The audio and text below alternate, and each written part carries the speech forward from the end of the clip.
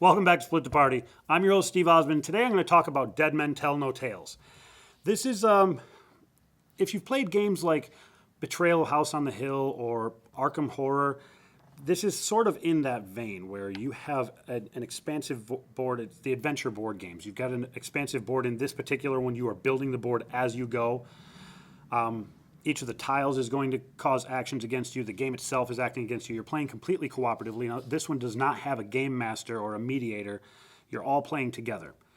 You're playing as pirates, boarding a ship to loot it and get treasure off. Now, don't go feeling guilty. You're not hurting any innocents. This ship is populated by other pirates and skeletons. So the people you're fighting here probably have it coming. The game itself, though, the mechanic that's specifically working against you, aside from the people you're combating, are these dice that you see on here. Each of those, when the tile first comes out, so when I first place this tile on the board, it's got a yellow 2 on it. There are yellow and red dice in the game. I'm going to grab one of the yellow dice. I'm going to place it with the 2 side up on that. Now that represents the fire level of the room. Fire is actually, in this game, your greatest enemy. This ship is on fire.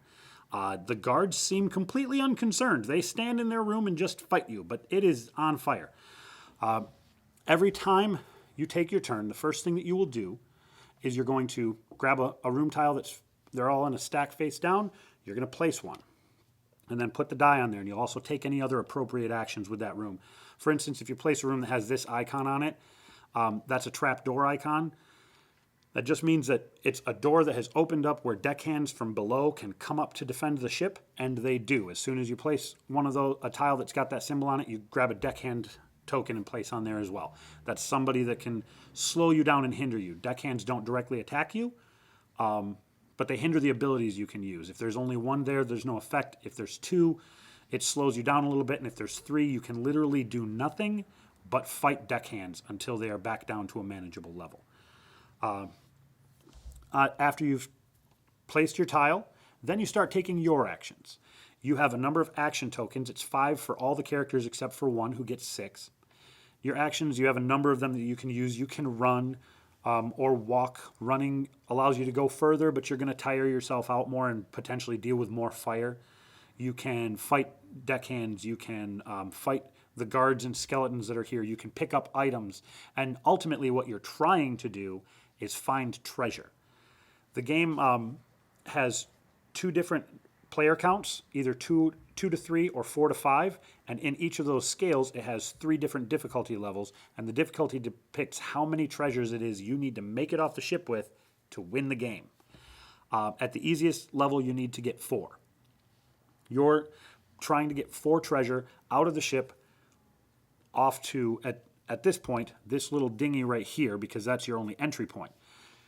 Now there's another, when you're placing tiles and you place the last map tile, if it has an open door at all, so say this was the last tile that I placed and I placed it here, and it was the very last one of the game, because that has an open door, we now have an extra exit. I place a second token that we've got that looks like this dinghy over here, and that means that we can exit from either of these locations. We can also exit from one, enter at the other.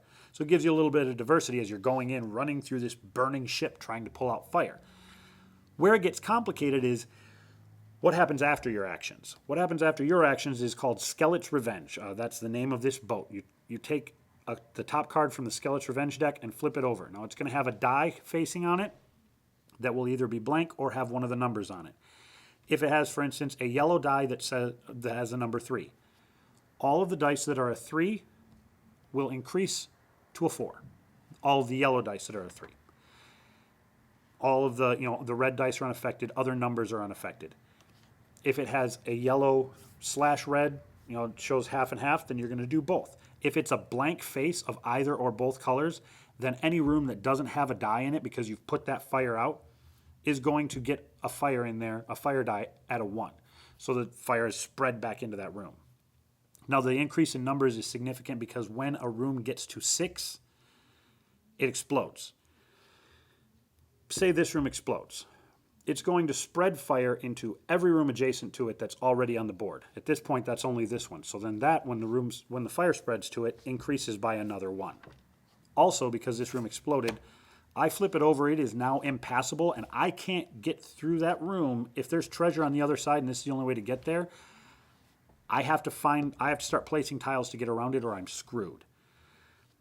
If, for instance, this one were to explode, then it's going to spread to all 4 of these. If it chains more explosions, those explode and continue spreading out. So you've got to manage fire. Now that's one of your actions that you can take. You can use an action to reduce a fire level in a room by 1. Explosions aren't just significant because they ruin the rooms. They also start tracking along this track here, and if you get to the skull and crossbones, you lose the game. That is one of 6 different ways to lose the game. There's a single way to win the game by getting all the treasure off. You lose if too many explosions happen. You lose if all of the deck hands at any point are on top of the deck because you're overwhelmed. You lose if you have the last treasure off the boat and one of your pirates dies on the boat. Because once you've gotten the treasure all off, you still all have to escape or you lose the game. There are a number of ways to lose and only the one way to win. It's a really complicated, very difficult game, but it's rewarding. It's something that when you sit down because you and your friends are going to spend some time on this. We're going to spend a couple hours. We're going to play this game and really have fun and dig into it. And it's got a lot of really great flavor, the way they do things. The guards are guarding the treasure. They're really powerful guys. They stand in a room that is on fire and give no concern to it. They don't care. They stand in the middle of the fire guarding the treasure. If you fight them and defeat them, you flip over their tile, and that's where the treasure is, and then you take that tile with you. There are skeletons in the game. If you destroy a skeleton, they drop either grog, which you can use to heal yourself, or a cutlass, which you can use to make yourself better in combat. The way they handle combat is really good. Each of the tiles has a number on it. You roll a 6-sided die. If you meet or exceed, you beat them. Some of the numbers are higher than 6. On your character's card, you will see that you have a tracker right here. You start at 0.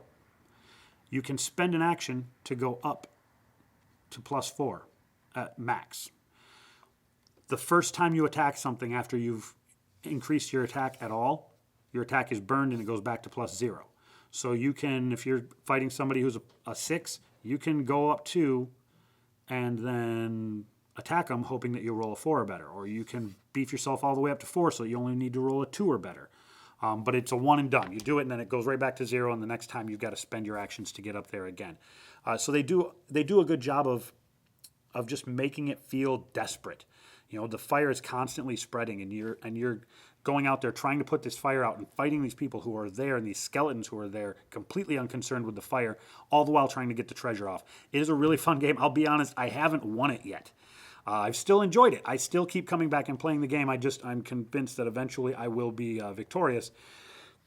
I think this is a great game for people who have that kind of a play group. They've got the group that likes to sit down and play for a length of time. They want to sit down and really get serious about a game, even if it's only from time to time that you and your friends do that. This is an excellent collection.